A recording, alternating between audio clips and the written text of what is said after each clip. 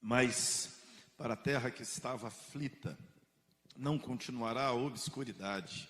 Deus, nos primeiros tempos, tornou desprezível a terra de Zebulon e a terra de Naftali. Mas nos últimos, tornará glorioso o caminho do mar, além do Jordão, Galiléia dos gentios.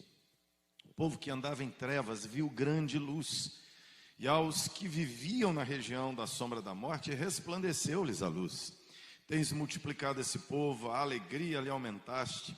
Alegram-se eles diante de ti, como se alegram na ceifa, como exultam quando repartem os despojos. Porque tu quebraste o jugo que pesava sobre eles, a vara que lhes feria os ombros e o cetro do seu opressor, como no dia dos midianitas. Porque toda bota com que anda o guerreiro no tumulto da batalha, toda veste revolvida em sangue serão queimadas e servirão de pasto ao fogo. Qual é o motivo? Porque um filho se nos deu. O governo está sobre seus ombros. O seu nome será maravilhoso, conselheiro, Deus forte, Pai da eternidade, príncipe da paz. Para que se aumente o seu governo, venha a paz sem fim sobre o trono de Davi, sobre todos, sobre o seu reinado, para o estabelecer e firmar mediante juízo e justiça, desde agora e para sempre. O zelo do Senhor dos Exércitos fará isso. Esse texto de Isaías primeiro nos fala do problema da humanidade, a situação da humanidade. Ele descreve a situação da humanidade a partir do que ele diz que mudará com a vinda do Messias. Ele diz, primeiro, que a terra estava aflita.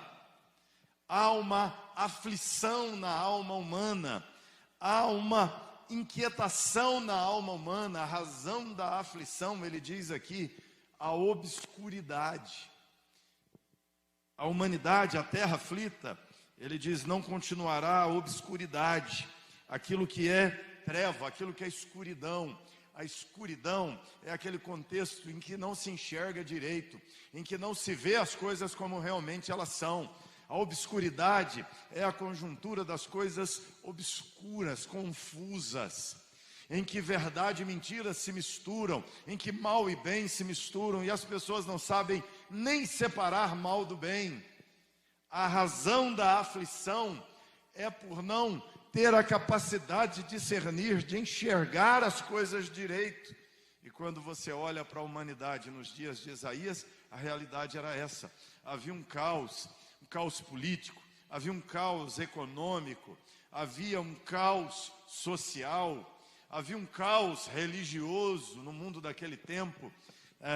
Isaías está aqui no reino de Judá. O reino de Judá está entre aquela força gloriosa da Assíria, a força do Egito, a força dos babilônios que vem crescendo, e é um mundo de discursos, de falas, de disputa de poder, disputa de dinheiro. É um mundo de corrupção, é um mundo de mentiras, é um mundo de guerras, é um mundo de violências, é um mundo de idolatria, é um mundo de perversidade, é um mundo de depravação moral, é um mundo confuso e complicado. No ano 722, o reino do norte já havia sido invadido pelos assírios e tomado, e coisas terríveis, uma chacina havia acontecido com eles, e eles haviam sido envergonhados, destruídos, estavam numa situação terrível, e tudo que rola de notícia é assustador naquele contexto. Por isso ele diz, a terra aflita. E o tempo passa, aqui é anos 700, mais ou menos, 600, 500, 300, a contagem antes de Cristo é regressiva. Aí o tempo passa, tudo é aflição, obscuridade. Ele fala depois, nos primeiros tempos, Deus tornou desprezível a terra de Zebulon e de Naftali, mas no último tornará glorioso o caminho do mar, além do Jordão, a Galiléia dos gentios.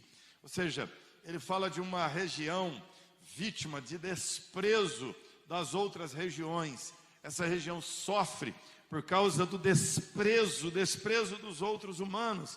Isso é outra realidade dura da vida humana. o desprezo que o ser humano tem pelo próprio ser humano, o desprezo que o ser humano tem pelo valor do próprio ser humano. O versículo 2 volta a repetir a ideia. O povo que andava em trevas, ele diz, a terra que estava aflita e em obscuridade, né? E que ele diz, o povo que andava em trevas. Depois, ele diz no mesmo versículo, aos que viviam na região da sombra da morte. A sombra da morte se projeta sobre eles, e a sombra se projeta por causa da iminência da morte, por causa da realidade de morte. A realidade que vivem é uma realidade de trevas, é uma realidade de morte. E Deus está dizendo, o mundo é um mundo de mortes, é um mundo de obscuridade, é um mundo de terror, é um mundo de pavor.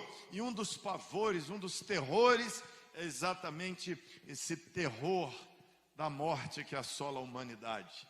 A morte da pandemia, a morte da guerra. Você já notou que na guerra da Ucrânia, eles não falam quantas pessoas morreram? Você olha a notícia no jornal, eles não falam quantas pessoas morreram. Você já viu que a China está um caos por causa do Covid? Mas eles não falam quantas pessoas morreram. Aliás, hoje o registro da China é que não morreu ninguém. Mas alguns jornalistas flagraram na capital uma fila gigantesca de funerárias. Ou seja, mentiras. Mas a sombra da morte está projetada sobre a vida. E a sombra da morte assusta, aterroriza. A morte pela guerra, a morte pela doença, a realidade em si da morte, de que somos mortais. E se não morre de Covid, se não morre pela guerra, o fato é, caminhamos para a morte. E a sombra da morte está projetada sobre nós. E ela assusta, ela aterroriza. E tem gente que já morre só por saber que vai morrer. Não é? Tem gente que já morre só de medo de morrer. Já começa a morrer. Porque a sombra da morte está projetada sobre o ser humano. Ele faz e acontece, ele ganha dinheiro, ele tem fortunas, mas a sombra da morte está ali. E aqui ele diz, aos que viviam na região da sombra da morte. A região da sombra da morte é a Palestina. A região da sombra da morte é o Oriente. A região da sombra da morte é o Ocidente. A região da sombra da morte é cada lugar onde há um ser humano que é mortal, e a sombra da morte está projetada e aterroriza. Eu gosto de dizer em aniversário só para estragar a festa. Cada ano a mais é um ano a menos. Nós estamos ali comemorando, fazendo aquela festa. Um ano a mais, não é? Um ano a menos. Você vai morrer aos 70. Completou 68, falta 2. Completou 79, só 1. Você vai morrer aos 80? Não. Ainda que você está indo para 70 em algum ano. Está no caminho dos 70. Mas se vai aos 80, fez 70, falta 10. Fez 75, 5. Percebe? Que a contagem não é só progressiva, a contagem é também. Para nós é progressiva porque nós não sabemos o dia da morte. Mas para Deus é regressiva porque Deus já sabe que dia será. Deus já sabe se será aos 120, será aos 100, será aos 70. Deus sabe, a contagem é regressiva. E nós, no fundo, não sabemos quando será, mas sabemos que será. E que cada ano a mais é um ano a menos. A morte está projetada, a sombra está aí. E muita gente vive o terror. Muitas pessoas vivem aflitas por causa da sombra da morte. Ele fala aqui no texto da situação complicada, que é uma situação não somente de projeção, de trevas e de morte. Ele fala do jugo, versículo 4, quebraste o jugo que pesava sobre eles, a vara que feria os ombros, o cetro do opressor. Olha só, ele diz que há um problema de um jugo que pesa, ou seja, a escravidão humana ao pecado, a escravidão humana ao ser humano, a escravidão da vida, a escravidão ao cetro que pesa, ou seja, o domínio do outro sobre a minha vida, o domínio de Satanás sobre a minha vida, o opressor, a vara, que é o opressor que castiga, que dá varadas, que machuca com fatos da vida, machuca com as realidades conjugais negativas, machuca no mercado de emprego, machuca com as traições, com os abandonos, com as violências, com os prejuízos, com os enganos, machuca com as coisas que dão errado, com os fracassos, com os próprios pecados, a tirania, há feridas, a humanidade está machucada por causa de seus pecados, por causa dos pecados dos outros, por causa das ações de Satanás. A descrição aqui é um jugo opressor, uma vara que assola, que machuca as costas. Essa é a realidade descrita. O 5 descreve uma realidade de guerra, bota de guerra, roupa revolvida em sangue. Essa é a realidade da humanidade. Guerras, conflitos. A gente nem sabe se aquela da Ucrânia vira uma guerra nuclear. Tem risco, não tem? Guerra. A humanidade está em guerra. E se passar da Ucrânia, inventam outra. A China quer atacar o Taiwan e fica lá ameaçando. E sabe-se mais o que pode acontecer: guerra civil, guerra de um país contra outro, guerra mundial, terceira guerra mundial, pode acontecer, não pode acontecer. Ou seja, a realidade humana é de guerra, porque o ser humano está sempre em guerra. Nós temos 5.000 anos de história catalogada, e nesses 5.000 anos, só em 300 anos não houve registro de guerras. No mais, sempre houve guerra. A humanidade em guerra contra si mesma, perdida e desorientada. A realidade é de guerra. Esta era a realidade do mundo. Isaías vê o mundo assim. O povo, os crentes do tempo de Isaías, veem o mundo assim. E a aflição deles é: Deus, como mudar esse cenário? Deus, como ter esperança no mundo assim? Como animar no mundo assim? Como se encorajar numa conjuntura dessa, Senhor? A resposta de Deus a eles é que isso vai mudar. É que isso não permanecerá assim. E como mudará? Mudará, diz o texto. Por quê? Ele diz aqui, olha, ele fala, começa a introduzir o conceito de uma alegria. Lá no versículo 3, ele diz assim, logo no comecinho, vamos lá, o versículo 1 ele diz: a terra que estava aflita não continuará obscuridade. Aquele caminho desprezível de Zebulon se tornará glorioso, o caminho do mar, Galiléia dos gentios. O povo que estava em trevas verá a luz. O povo que estava na sombra da morte, a luz brilhará para eles. O povo será multiplicado, a alegria será aumentada. Se alegrarão como no dia da ceifa e da colheita. O jugo foi quebrado, a vara foi quebrada, o cetro do opressor foi quebrado, foi tirado, foi removido. A bota e a roupa de sangue, as roupas de guerra foram queimadas e acabou a guerra, paz. E aí ele diz: por que que isso acontecerá? Essas coisas todas gloriosas acontecerão. Por que elas acontecerão? A explicação dele é essa: porque um menino se nos deu, um menino vos nasceu, um filho se nos deu. O nascimento desse menino é a mudança da condição humana, é a mudança da realidade humana, é a mudança, é a esperança para a falência humana. Esse quadro negativo descrito aponta para a falência humana desde Adão, para a falência humana desde todos os seres humanos que viveram. E a esperança não é nenhum rei, não é nenhum reino. A esperança não é a política humana, não é a ideologia humana. A esperança não é a riqueza humana. A promessa de mudança de cenário no texto é com o nascimento do menino Jesus. Essa é a promessa de mudança. O que isso significa? Isaías está dizendo que ninguém fora Jesus nascerá que mudará a realidade humana. Que ninguém mudará governando a partir dos Estados Unidos, governando a partir da Rússia, que não é nenhum governante dos israelitas, não é nenhum governante dos assírios, não é nenhum governante da Babilônia, não é nenhum governante do Egito, não é nenhum reino do Oriente, não é nenhum reino do Ocidente. Que a esperança para a humanidade, afirmada e apontada por Isaías, é um menino que nasceria na história, e esse menino sinalizaria a esperança. O remédio, a solução é o menino que nascerá. E esse menino que nascerá, diz o texto, o governo estará sobre os ombros dele. O governo do mundo estará sobre os ombros dele.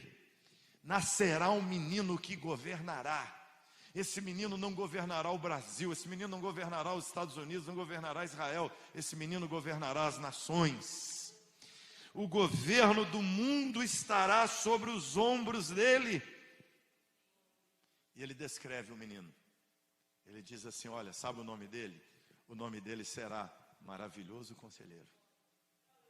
E ele será um conselheiro maravilhoso. Isso aqui é um conceito fantástico, gente. Por quê? Conselheiro nos dias de Isaías era aquele sujeito que trabalhava ao lado do rei. Ele era um químico, ele era um mago, ele era um sábio, ele era um estrategista, ele era um engenheiro. E nenhum rei governava sem um conselheiro. E mais importante até do que o rei era o conselheiro. Porque se o rei tivesse um conselheiro ruim, não servia para nada. E se ele tivesse um conselheiro bom, ele ia fazer um bom governo, ele ia fazer bem ao povo. E aqui ele está dizendo que esse menino que nascerá, que mudará a história, ele será um maravilhoso conselheiro. Ele será um conselheiro sem igual, ele será um conselheiro inigualável. Esse Senhor te ajudará, esse menino te ajudará a guiar, a tomar suas decisões, fazer suas escolhas. Esse menino guiará sua mente, guiará seu coração, guiará seus pensamentos, guiará seus sentimentos. Ele guiará seu coração, sua alma. Ele tirará a aflição da sua alma, porque ele te dará os verdadeiros conselhos de vida que te apontarão o caminho da vida e que te sinalizarão a salvação. Ele é um conselheiro maravilhoso, um conselheiro sem igual. Você pode ouvir o que ele fala, você pode se deixar guiar por tudo o que ele falar que você tem que fazer. Você pode acreditar quase nada em você e acreditar 100% nele, resolvido, porque ele é um conselheiro sábio. Ele é um conselheiro maravilhoso. O nome dele é Conselheiro Maravilhoso. Você precisa ouvi-lo, você precisa seguir os conselhos dele, as orientações dele. Ele é tão maravilhoso que ele disse, eu sou o caminho, eu sou a direção para a sua vida. Coloque seus medos nas mãos dele, coloque suas alegrias na mão dele, suas tristezas diante dele. Ele é o conselheiro.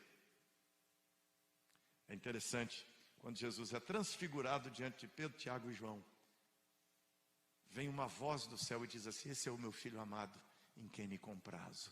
E termina assim, a ele ouvi. Escuta o que Jesus tem para te dizer. Ele é o conselheiro maravilhoso. Não somente o conselheiro maravilhoso, ele é também o Deus forte. Esse menino é o Deus forte. Lembra? É uma conjuntura politeísta. Vários deuses. Tem Deus da chuva, tem Deus da plantação, tem Deus da terra, tem a Gaia, Deus da terra, tem o Mercúrio, Deus do céu, tem os deuses taurinos, tem as divindades de diversas naturezas, diversas espécies. Eles têm o Deus do abismo, eles têm o Deus dos animais, eles têm os deuses da floresta, eles têm os deuses que é o Deus que é o sol, tem a deusa que é a lua, eles têm inumeráveis deuses. Mas aqui ele diz, esse menino será não um desses deuses, esse menino será o Deus forte. É o Deus soberano. Que bom Elohim. Deus acima dos deuses. O Deus soberano.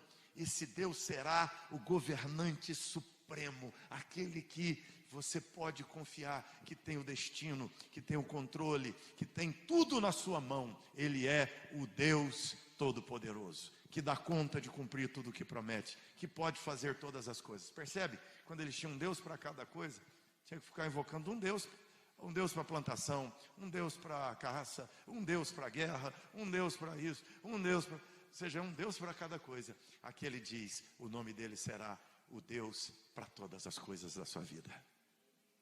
O Deus para cada aspecto da tua história. Um Deus só, o Deus único e poderoso. O nome dele será o Deus forte. Se há desgoverno, se há desorientação, ele é o conselheiro. Se há desgoverno, ele é o governante supremo. O problema é a sombra da morte que projeta? Pois é, o nome dele é Pai da eternidade. Ele é o Pai da eternidade. Ele é o gerador da eternidade. Você entendeu? Ele não é só o Pai da vida. Ele é o Pai da... Preste atenção aqui. Ele não é alguém que tem a eternidade. Ele não é alguém que possui imortalidade. Ele é o Pai da eternidade. A eternidade é que tem um Deus. Você entendeu? Ele é maior que a eternidade. Ele é acima da eternidade. Ele é o Pai da eternidade. Qual é o nosso problema? A sombra da morte nos assusta, nos aterroriza. Por quê? Porque nós queríamos morrer aos 120 anos, não aos 80, né? Mas preste atenção, o que esse Deus te promete não é 80 anos de vida. O que esse Deus te promete não são 90 anos de vida. O que esse Deus te promete não são 120 anos de vida. O que Ele te promete não são 200 anos de vida. O que Ele te promete não são 975 anos de vida lá do cidadão longevo Matusalém, não é? Não, o que Ele te promete não são 1000 anos de vida. O que Ele te promete é a eternidade. E Ele é o Pai da eternidade.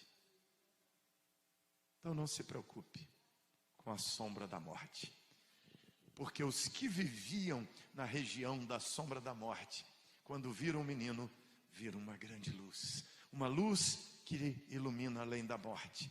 Por isso é que Paulo disse: para mim o viver é Cristo, e o morrer é lucro. Morrer e estar com Cristo, disse Paulo, é incomparavelmente melhor. Melhor, por quê? A luz brilhou e tirou a obscuridade.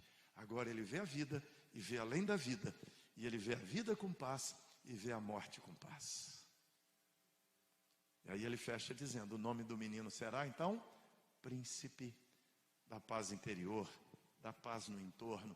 Ele será o príncipe que fará paz ao mundo. A nossa esperança de paz não é a ONU. A nossa esperança de paz não é o governo global, o governo mundial, como muitos acham que tem que ter. Tem que derrubar as fronteiras dos países, enfraquecer os governos locais, para nascer e surgir um governo global que estabelecerá paz na terra. Não, é mais do mesmo. É o homem gerando caos, é o ser humano governado pelo diabo, produzindo guerra, produzindo morte, produzindo tiranias, e cetro do pescoço, vara nas costas dos homens. Mas aquele diz que o menino que nasceu, o menino que viria e nasceria, seria o menino que teria o governo sobre os ombros, e o governo dele seria o governo que traria a verdadeira paz. Por isso o nome do menino é Príncipe da Paz.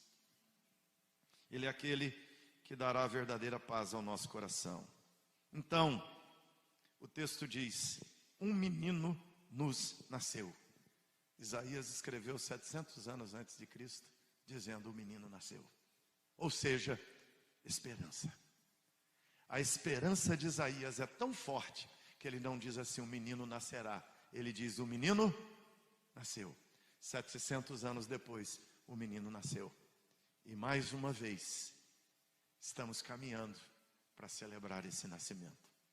Já aconteceu. Não aconteceu tudo o que tem que acontecer. Aconteceu uma parte: nascimento, vida, morte, ressurreição, ascensão do menino. Apocalipse 12 diz que o menino nasceu. Satanás queria devorar. Deus pegou o menino, levou até o seu trono. O menino está sentado no trono. Sabe o que está acontecendo agora? A última parte do texto que lemos, versículo 7: para que se aumente o seu governo e venha a paz sem fim sobre o trono de Davi e sobre o seu reino. Sabe o que está acontecendo agora? O menino está sentado no trono dele e o reino dele está sendo aumentado. Aumentado, aumentado. Chegou agora no século 21. Eu e você conhecemos o menino, experimentamos a salvação dele. fomos salvos, viemos a fazer parte dele, o reino dele aumentou, fomos somados, fomos adicionados. Nós estamos pregando o evangelho, outros estão crendo, outros estão sendo adicionados, o reino está crescendo e o reino crescerá de tal forma e virá o tempo em que ele manifestará paz sem fim. Ainda não veio, mas virá. E para quem crê, é como Isaías disse lá atrás, 700 anos antes de nascer, o menino veio, o menino foi dado. Ele já foi dado na promessa. E a promessa de Deus é tão fiel que Isaías disse: se Deus já deu na promessa, então eu já tenho. O menino nasceu, um filho se nos deu, já foi dado o filho. Olha a fé que Isaías tinha 700 anos antes de Jesus nascer. A nós agora cabe ter a mesma fé na volta gloriosa de Jesus. Nós não aguardamos mais o nascimento, pelo contrário. Todos os anos celebramos nessa ocasião do 25 de dezembro o nascimento que já aconteceu. Mas cada vez que celebramos o nascimento, nós olhamos para frente e nós lembramos: o menino que foi dado é o governante supremo. É o Pai que trará a eternidade. É o príncipe que trará paz. É aquele que fará a grande luz resplandecer, é aquele que multiplicará a alegria, que nos alegrará como povo na época da ceifa, da colheita, como aqueles que guerrearam, venceram a guerra e agora repartem os despojos depois que a guerra passou. Ou seja, essa alegria começa agora e ela caminha para ser plena até o dia da volta gloriosa de Cristo. O reino dele segue aumentando. E ele diz aqui: ele será estabelecido e firmado mediante juízo e justiça. Está sendo estabelecido. Desde agora, diz o texto. Começou, gente. Já começou. O menino já nasceu. Jesus já veio. Já começou. Desde agora, para Isaías, começou na promessa. E cumpriu-se no tempo, Jesus nasceu, começou, já está em andamento, o reino está crescendo, o reino está aumentado e aleluia, fazemos parte do reino do menino. A nossa alegria é completa. O reino seguirá desde agora para sempre. E aí ele fecha dando uma garantia: o zelo do Senhor dos Exércitos fará cumprir o que ainda falta. O zelo do Senhor dos Exércitos terminará o que começou. Está em andamento, o reino sendo aumentado. Por isso, mais uma vez, damos glórias ao Senhor. Mais um Natal aconteceu, está em andamento. Desde agora, está andando. E a eternidade chegará. E nossa esperança na eternidade. Então, quando no Natal celebramos: um menino vos nasceu, um filho foi dado, nós podemos dizer: Jesus voltou. A volta é tão certa quanto o nascimento. Assim como o nascimento já foi, a volta já foi. É tão certa que ainda será, mas já foi. Como o nascimento já era antes de ser para Isaías. O reino, a eternidade está aí. E a nossa alegria não pode ser a alegria só do presente. A nossa alegria já tem que ser a alegria da eternidade. Porque para nós é certeza absoluta. E que Deus renove a esperança no seu coração em nome de Jesus. E que você já viva aqui celebrando o final da história. Porque você já sabe o que é. A vitória daquele que é o maravilhoso conselheiro, o Deus forte, Pai da eternidade, príncipe da paz, alma em paz, porque eu sou súdito do príncipe da paz. Glórias a Jesus, glórias a Deus.